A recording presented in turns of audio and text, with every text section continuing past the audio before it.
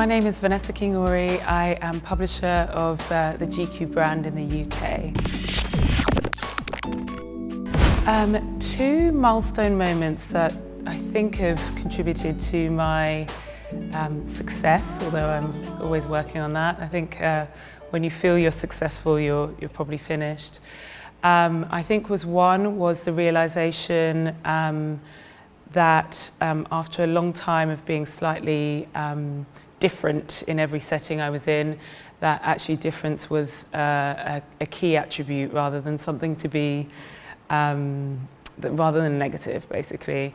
So I was born in Kenya, and I moved to St Kitts in the West Indies when I was very young, and my sister and I had weird accents, and we were African girls. And then we moved from the Caribbean to London when I was about 7. And at that point, we were taller than everybody else in our class. We had weird accents still. I was the only black girl in class and so on. And I think for a while it made me a little uncomfortable, but I realized actually that it was my discomfort, not everybody else's. Everybody was perfectly willing to, they might sort of make comments about it, but if I held myself in a positive way, it would be a positive. So I've learned, I think, from that sometimes standing out and difference is a real positive, and it all depends on perspective. So I think that was a really big defining moment. I think also going to university, when I arrived at university, just the big defining moment was that if you talked confidently and intelligently, people would listen.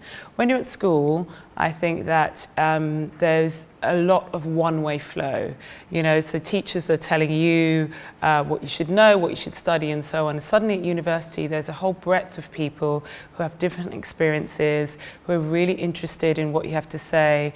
Everybody's on a learning journey, and I suddenly kind of realized that it was important to have an opinion and to have a point of view, and it was okay for it to be different, and that you had to respect, I think, and understand other people's.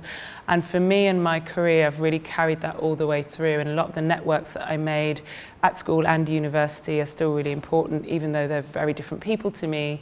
And I very much stick with that in career. Those difference and different points of view are actually to be celebrated.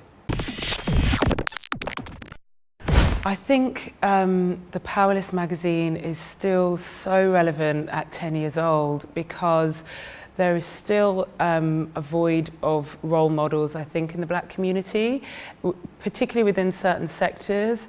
And I think what's so fantastic about the Powerlist is the breadth of industries that it represents. And I think for many people of my cohort, when they were growing up, there were fabulous people in the sporting world, in the music world, and so on. And those role models are really incredibly important. But what the Powerlist does and continues to do 10 years on is highlight those people, as well as the scientists, the business people, the lawyers, the judges, I think it's just so incredible for everyone to know, irrespective of race, that they can be whatever they want to be. And to do that, it's really helpful to see some role models in whatever chosen field they might be interested in. So it's so important.